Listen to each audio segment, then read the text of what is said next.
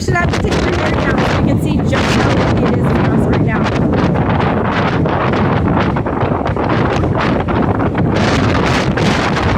This is ridiculous. Oh my gosh. Okay, there we go. Oh, it's stuck.